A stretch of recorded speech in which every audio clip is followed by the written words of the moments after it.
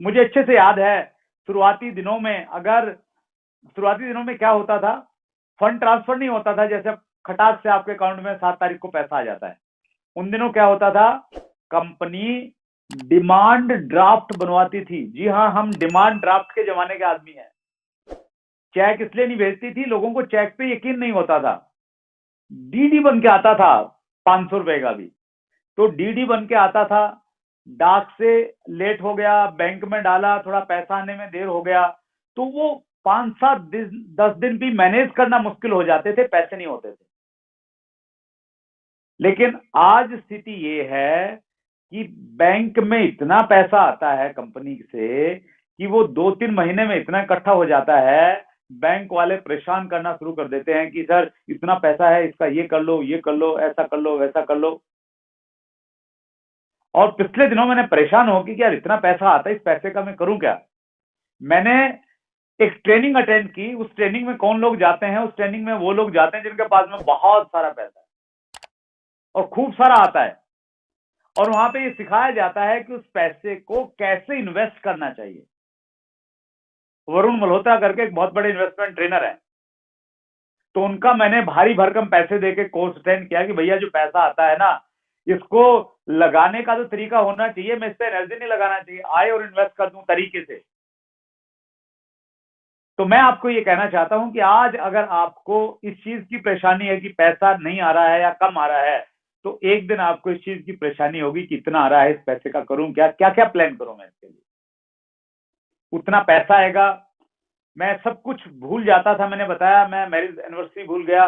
मुझे अच्छे से याद है, बच्चों को अपना जन्मदिन बहुत प्रिय रहता है। बच्चे चाहते हैं कि उनके पेरेंट्स उनके जन्मदिन पे रहें, क्योंकि स्कूल में दूसरे बच्चों के भी जन्मदिन मनते हैं।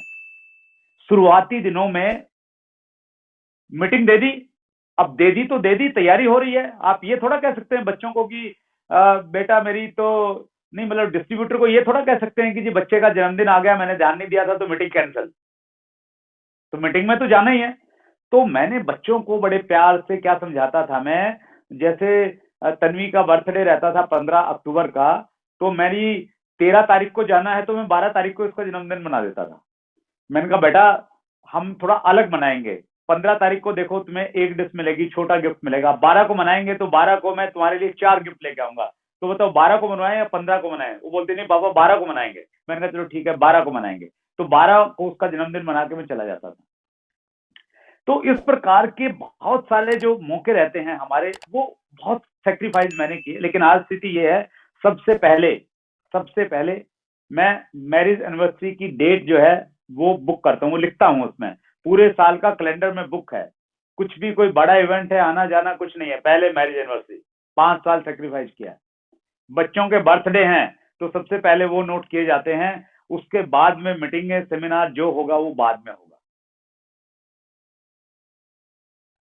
लेकिन आप ऐसा मत करना, आप अभी 10% के लेवल पे हो और आप ये डायमंड वाला स्टाइल बनाना शुरू कर दो कि पहले तो बच्चों के बर्थडे में कोई मीटिंग नहीं करनी है, शादी से एनिवर्सरी से 3 दिन पहले 3 दिन बाद नहीं करनी है। तो वो अभी मत करना, वो आपने तब करना है जब आप 5 साल मेहनत करके उस लेवल पे पहुंच जाओगे।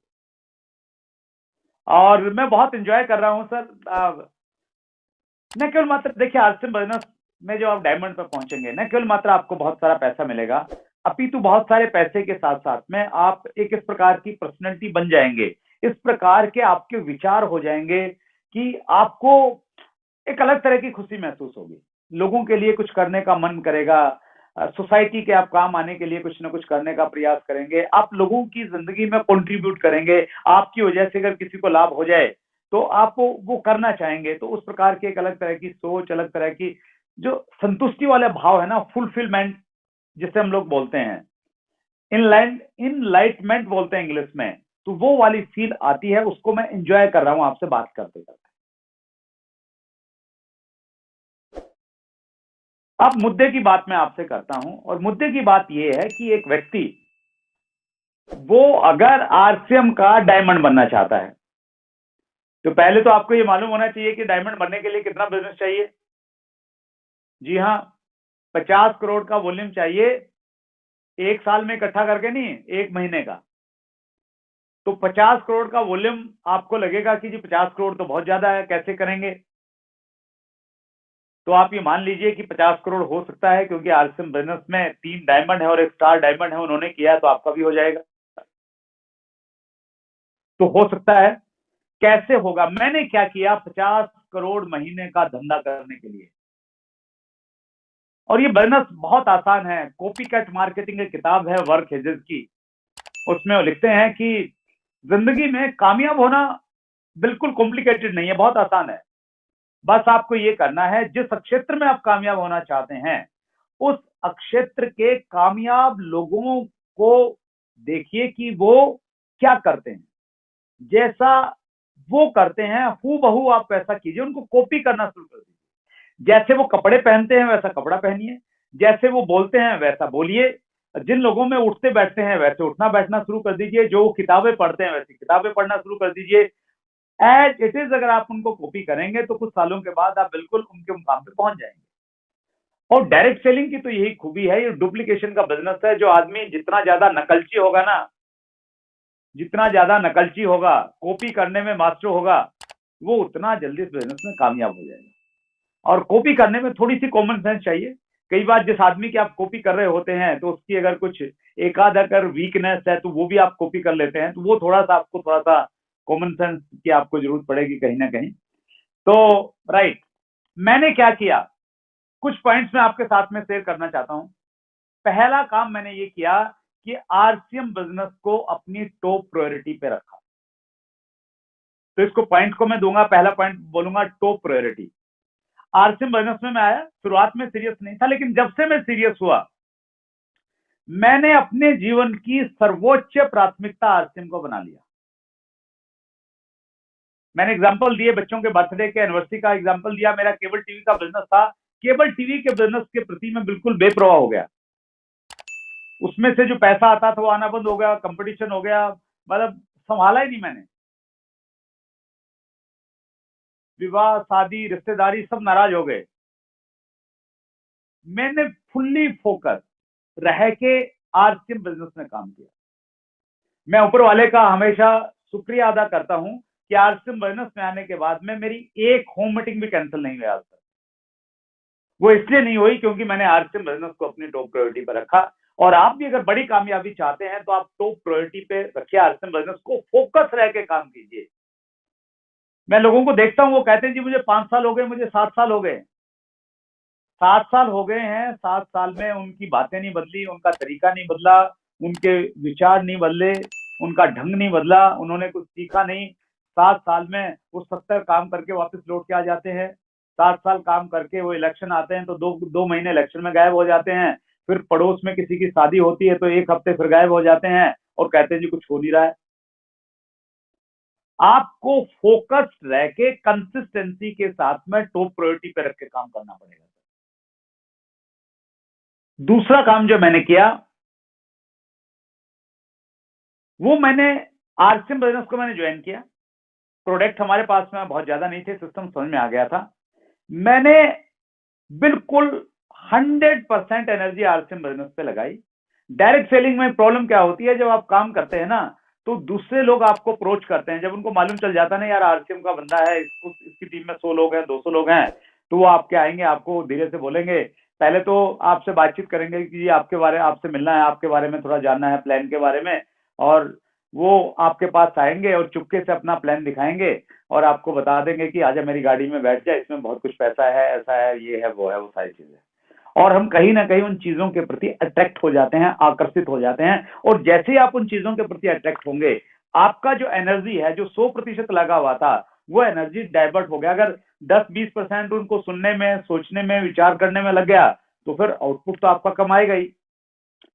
तो मैंने क्या किया, मैंने कहीं पढ़ा कि जो वो जो तांगे में जो व्यक्ति घोड़ा जोतता है, तो वो अच्छी स्पीड लाने के लिए घोड़े के दोनों तरफ, दोनों नजरों के साइड में एक ब्लिंकर लगा देता है।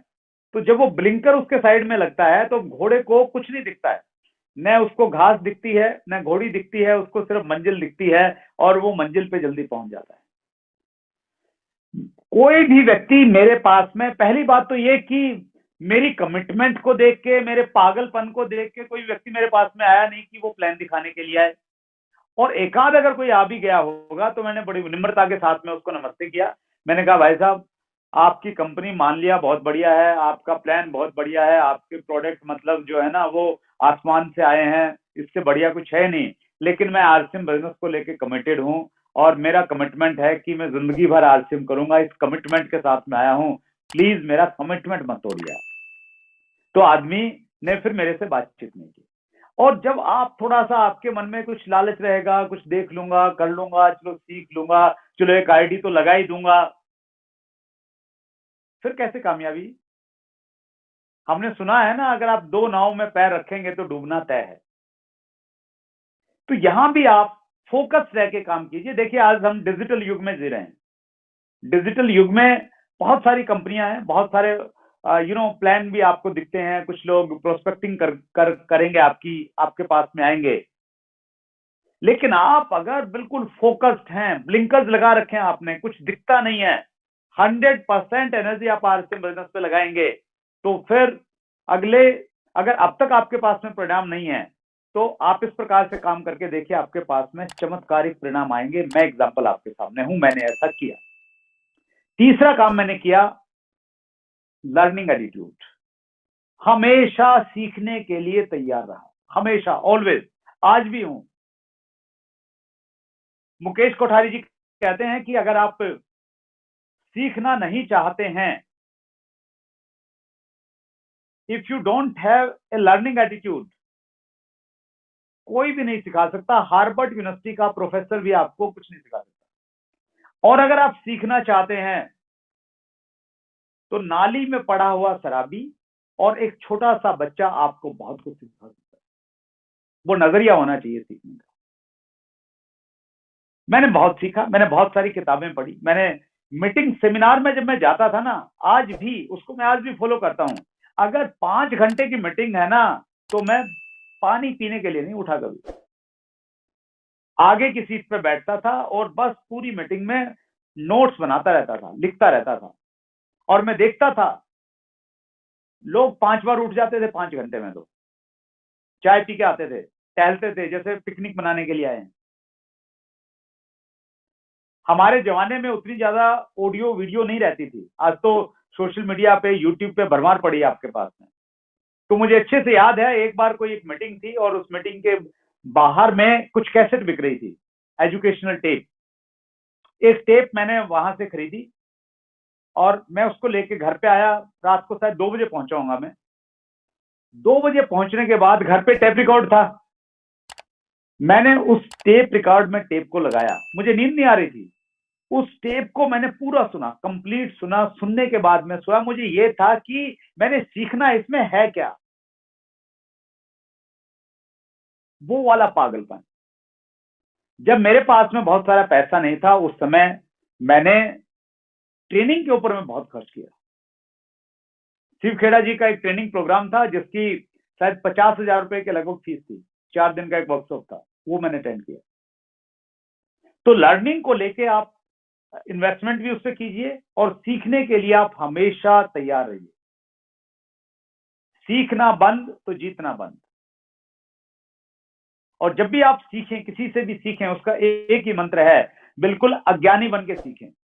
आपका रुतबा, आपकी पेन वेन सब साइड में रख के तब सीखने के एटीट्यूड से बैठिए, किसी के भी सामने जब आप बैठे। सुकरात की एक बहुत अच्छी कोटेशन है। सुकरात ने कहा, आपको मालूम है कि सुकरात यूनान के रहने वाले थे। तो सुकरात ने कहा कि मेरे को छोड़ के सारा यूनान, मेरे को छोड़ के सभी यूनानी मूर्ख हैं। क्या कहा? मेरे को छोड़ के सभी यूनानी मूर्ख हैं, क्योंकि केवल मैं ये जानता हूं कि मैं कुछ नहीं जानता। आपको भी ऐसा लगना चाहिए कि आपको कुछ नहीं आता, अज्ञानी हैं आप, तभी आप सीख पाएंगे। अदरवाइज तो आपकी ईगो सामने आ जाएगी, आपकी पिन सामने आ जाएगी, आपकी उम्र के स्पेस बाल सामने आ जाएंगे, आपका बैंक बैलेंस सामने आ जाएगा। सो लर्निंग एटीट्यूड रखिए, हर व्यक्ति से कुछ ना कुछ सीखिए। ये मैंने किया। चौथा काम मैंने क्या किया, मैंने अपने शहर से बाहर जाके बिजनेस किया, आउट ऑफ टाउन जिसे हम लोग बोलते हैं। सतीश पंडित जी ने इसके ऊपर में बहुत शानदार टेप बनाया है, आउट ऑफ टाउन ग्रुप। दो तरीके से आप आउट ऑफ टाउन जाके काम कर सकते हैं। कई बार ये होगा कि आपकी टीम के लोग कहीं बाहर ज्वाइनिंग करवाएंगे और जब आपको वो ज्वाइनिंग मिल जाए तो आप वहां पे जाके काम करना स्टार्ट कर दीजिए। जैसे मालदा टाउन में मैं चाहता नहीं था कि मेरा बिजनेस वहां पे जाए, लेकिन मेरा बिजनेस वहां पे चला गया, तो उस बिजनेस के पीछे पीछे में चला गया। एक तो ये तरीका है। अगर आप बड़ा बिजनेस करना चाहते हैं, देखिए आप अपने गांव में अपनी ढानी में बड़ा बिजनेस नहीं कर पाएंगे, अपने शहर में बड़ा बिजनेस नहीं कर पाएंगे, आपको बीज बोने पड़ेंगे दूर दूर के एरिया में। और आज हम लोग डिजिटल युग में हैं, बहुत आसान है चीजों को मैनेज करना, हमारे जमाने में तो टफ रहता था।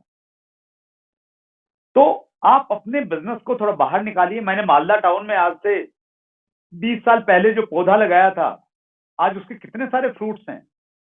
मालदा टाउन शहर में अगर मैं स्टार इमराल्ड से ऊपर की बातचीत करूं तो शायद दर्जनों लोग होंगे। तो बीज लगाया था तो उसके फ्रूट हैं सर।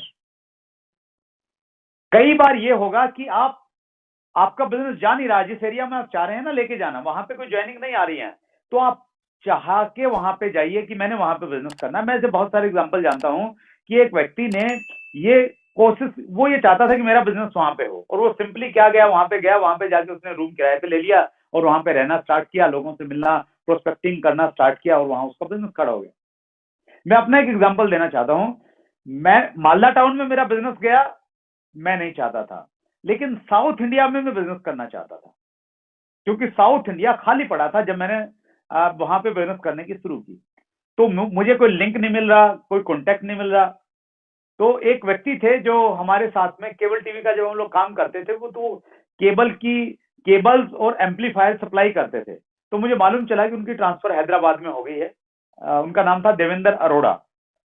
तो मैंने देवेंद्र से बातचीत की, मैं वहां पे गया, और देवेंद्र का बिल्कुल इंटरेस्ट नहीं आज से मैं काम करने में, लेकिन फिर भी मैं वहां पे गया, लगातार जाता रहा, और परिणाम ये रहा, उस समय किटें आती थी, मेरी 20 किट उधार में चली गई वहां पे, एक पैसा वापस नहीं आया।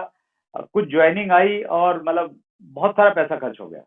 लेकिन फिर भी मैं ये चाहता था कि साउथ में मैंने बिजनेस करना है, और ऐसे करते करते एक कॉन्टेक्ट मिला मुझे गुड़गांव में। एक मीटिंग के बाद एक व्यक्ति मिला और उसने कहा कि मैं तो बिजनेस आज से नहीं कर सकता। मैंने क्यों नहीं कर सकते?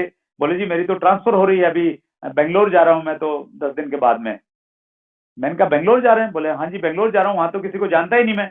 मैंने कहा जी बस आपने अपना वहां का लोकल नंबर मुझे दे देना है, बाकी काम मैं करूंगा। तो मेरी इच्छा थी कि वहां पे बिजनेस जाए, और ऊपर वाले की कृपा से, अपलाइन की डायरेक्शन की वजह से आज बहुत बड़ा बिजनेस हम लोग साउथ इंडिया में कर रहे हैं। तो आप भी सिर्फ अपने घर में रह के बिजनेस करने का एटीट्यूड मत रखिए। आरसीएम बिजनेस पूरे देश में फैला हुआ है, तो आप बिजनेस को बाहर फैलाइएगा, तो उसके आपको मल्टीपल बेनिफिट्स होने वाले हैं। पांचवा काम जो मैंने किया सर, वो किया, मैं हमेशा पॉजिटिव रहा, ऑलवेज पॉजिटिव, हर परिस्थिति में, हर हालात में, हर स्थिति में पॉजिटिव। ये गुण अगर हमारे अंदर में आ गया ना सर, हम लोग 21वीं सदी के हीरो बन जाएंगे। दो ही गुण चाहिए 21वीं सदी के लिए, if you want to lead the century.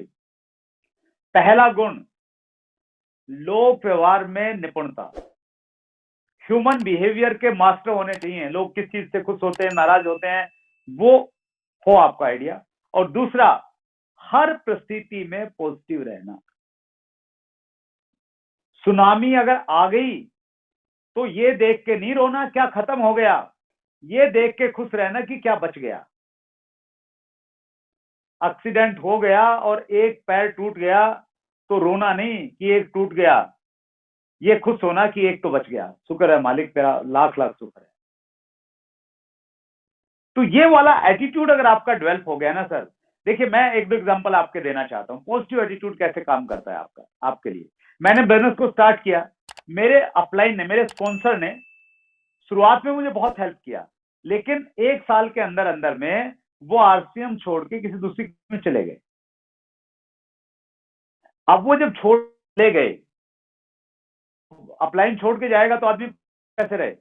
Negativity आती है थोड़े टाइम के लिए, लेकिन वो नेगेटिविटी में अगर आप ये सोच लेना कि इसमें अपॉर्चुनिटी है कोई ना कोई, जब भी प्रॉब्लम आएगी ना, प्रॉब्लम आपके साथ हमेशा अपॉर्चुनिटी लेके आएगी। जैसे सिक्के के दो पहलू होते हैं ना, एक हमें दिखता है, दूसरा दिखता नहीं, लेकिन दूसरा होता है, उसके बिना सिक्के का अस्तित्व नहीं है।